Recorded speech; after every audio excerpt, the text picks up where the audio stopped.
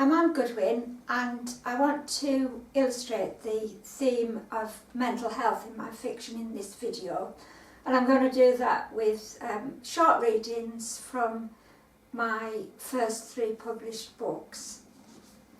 So let's start with my debut, which is Sugar and Snails, which was shortlisted for the Polari First Book Prize in 2016.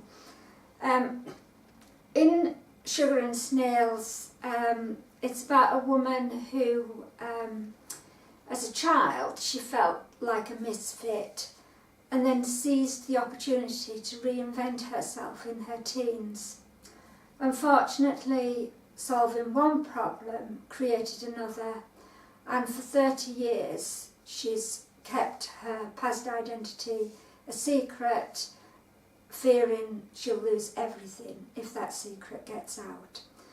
When we meet her, she's 45 years old, and at the start of the novel she is at a very difficult point in a relationship, and that relationship seems to be breaking down, and she responds to that with by actually cutting herself on her arm.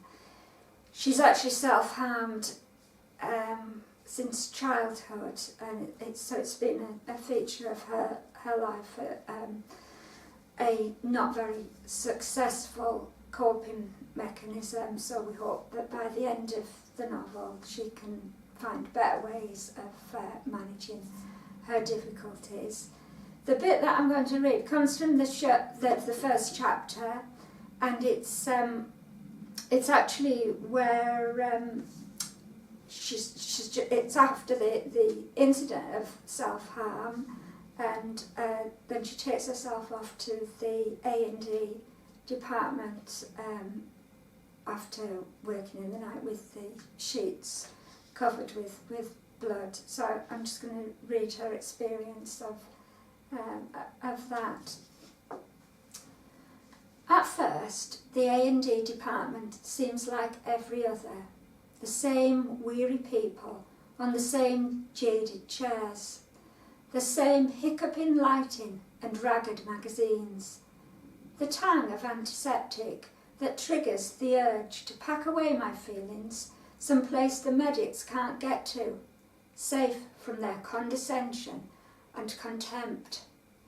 Yet tonight there's an extra element that, until I pause to analyse it, makes no sense. Compassion. It greets me in the soothing voice of the triage nurse who takes my details at reception. I shrug it off as due to youth and an unfinished apprenticeship in cynicism, until it pops up a second time in his grey-haired colleague, who lays a gentle hand on my shoulder as she ushers me through the swing doors to a couch in a curtained cubicle, apologising for the wait. It lurks again in the form of the bleary-eyed doctor, a petite woman sporting a turquoise sari beneath her white coat, who can't move an inch without explaining what she's doing. It's as if they're too gullible to register they're dealing with a self-inflicted wound. The nurse helps the doctor ease her hand into a latex glove. She rests my arm on a pillow and peels back the sodden cloths. Under the glare of the ankle-poised lamp, it looks like I've been attacked by a madwoman. We could arrange for you to talk to someone about this. The stick-on bindi between the doctor's eyebrows brings to mind that first bauble of blood. Entirely up to you, Diana, but it might help. I smile non-committally as she shoots anaesthetic into my arm. The doctor is so well-intentioned, it would be churlish to argue, but NHS bureaucracy would surely save me from that indignity. All those letters shuttling back and forth to help me scramble onto the bottom of a lengthy waiting list. Simon would be back from Cairo before my appointment came through. Right, we'll leave Diana there in the A&E department. She's not the kind of person who tends to speak to people about her problems, so let's see. Obviously, if you read the novel, you can find out what actually happens with that. But I'm moving on now to my second novel, which is called Underneath. And this is also about a character who doesn't easily talk about his difficulties. In Underneath, it's the main character is a man, Steve, who has really been a drifter for about 20 years, for the bulk of his adult life. But now he's settled down. He's bought a house, he's got a steady job, and he's persuaded a gorgeous woman to move in with him. And his life seems perfect until Liesl, his partner, decides she wants to start a family. She actually changes her mind about that, having been set against it when they first met. And that causes quite a crisis for Steve, as he has no intention of being a father, but he doesn't want to lose the relationship. And he comes up with quite an unusual and, I must say, rather alarming solution to that relationship crisis. And he happens to have bought a house with a cellar. Now, the novel then is told from his point of view, and we see the parallels between what happens physically within the cellar and also, because it's from his point of view, we see his own gradual unravelling within the cellar of his mind. There are a few things that about mental health in this novel, Underneath. Obviously he is an offender himself, but he starts quite ordinary, and his disturbance is very much located in the past and a difficult childhood, and where he experienced some emotional neglect. But his partner Liesl also has her mental health issues, and partly related to her mother's suicide when Liesl herself was about 17, and her mother's vulnerability before that. Liesl herself works in a forensic mental health unit with offenders, but Steve is very much in denial about his own issues, so I really can't understand why she would do a thing like that. And the other aspect where mental health comes up is in relation to his mother, who, in the contemporary strand of the novel, has dementia, and she's in a nursing home. And the part that I'm going to read is from one of Steve's visits to her in the nursing home. So that the first time he's visited, she doesn't actually recognise him, and a second time he visits with Liesl, and although his mother hasn't met Liesl before, she behaves as if she knows Liesl better than she knows him. And in this extract that is taken a little bit further, and there's a hint, perhaps, of some link between what Steve's mother says within, obviously she's demented and we can't take at face value exactly what she says. But perhaps that gives an indication of something about how things have been in his childhood. So he's travelled from where he lives in Nottingham back to his hometown in the northwest to visit his mother. About 20 high-sprung chairs bordered the walls, most bearing geriatrics in various states of mindlessness. Green-coated attendants fussed around them, dispensing pills in doll-sized plastic cups. I exchanged a perfunctory nod with the Malaysian-looking guy I recognised from my last visit. A radio burbled in the background, a teen station playing gangster rap. Alexa, who had met him at the doorway by one of the attendants, Alexa said, "We can take her to a room if you want to be private." Mum was slumped in a mud-coloured white clean chair neighbouring the fish tank. She'd had her hair cut and curled since New Year, and pink patches of scalp peeped through the white froth like a baby in a bubble bath. Her bony frame was draped in a polyester shirt-waister, fountains of rosebuds on a grey background. I shuffled to my feet, conscious of my first time without female support. I fanned my face and undid a button on my polo shirt. Alexa crouched beside her and stroked her wizened arm. Mum blinked into consciousness, squeezing a handkerchief clutched in her hand like a parody of an executive toy. "Marjorie," said Alexa, "your son is here to see you." Mum seemed to grow another inch as she hitched herself up in the chair. She didn't look straight past me, like she had when I'd come with the twins. She didn't avert her gaze towards someone more alluring, as she had when I introduced her to Liesl. She focused on me, and nothing but me, from my trainers to my cropped black hair. Then she let out a scream that made even the rapper on the radio pause. "Get out! This is a ladies' waiting room." Alexa's cheeks were flushed as she patted Mum's hand. "Marjorie, that is no way to speak to your son when he's travelled all this way to see you. What will he think of us?" "Get out of here! Get out of my life!" Alexa lumbered to her feet and turned to me.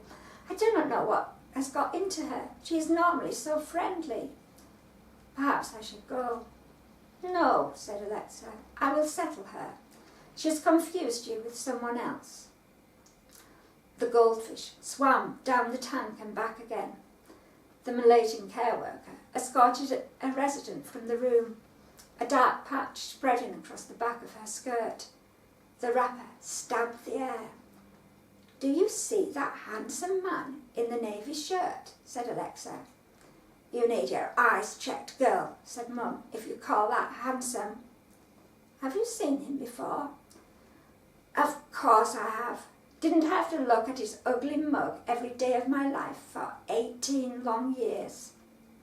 An old man coughed. Alexa shook her head. "Listen, Marjorie, how about a song? Rock-a-bye baby on the tree tops." Spittle gathered at the corners of Mum's mouth, pulling away from Alexa, and pushing against the arms of the chair, she shuddered to her feet. The stringy sinews stood out on her forearm as she raised her fist. "I never wanted that baby," she screamed. "Horrid little squirt, killed my husband." So that was my second novel, Underneath.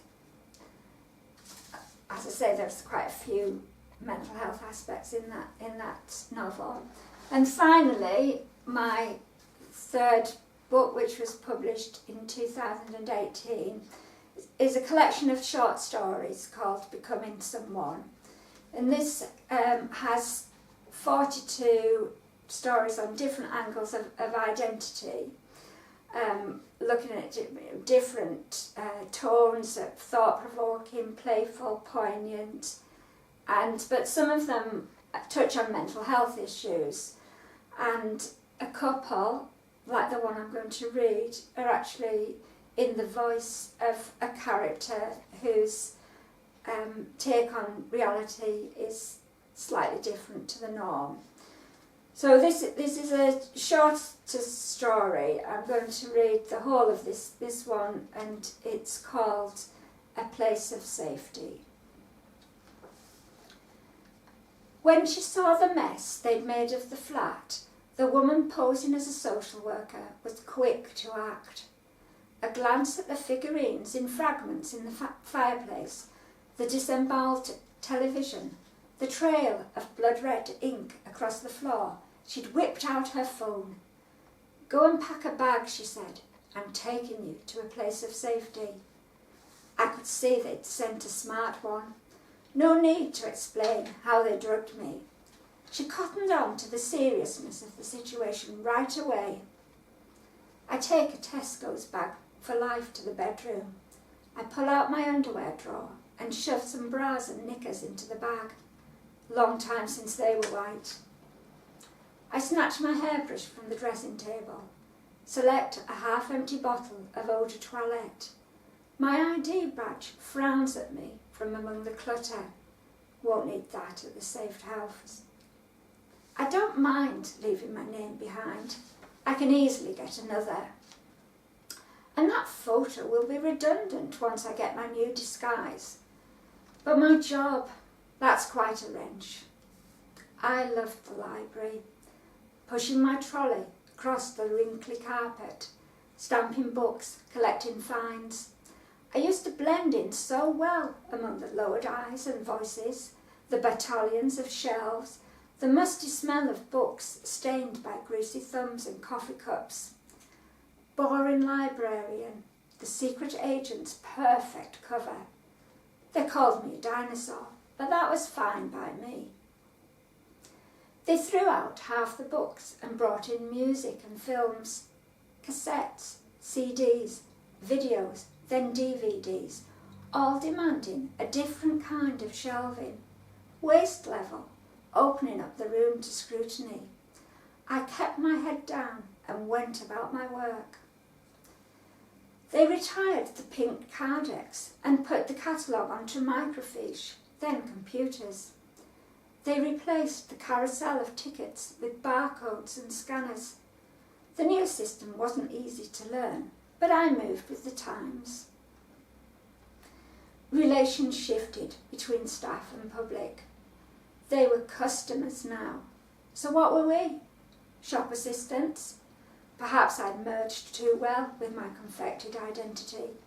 When the system shifted, it hurt. I turn away and slip a cotton blouse from its hanger. I lay it on the bed and start to fold it, sleeves tucked into the back. Then I realise it's only going to get crumpled in my bag for life and throw it in.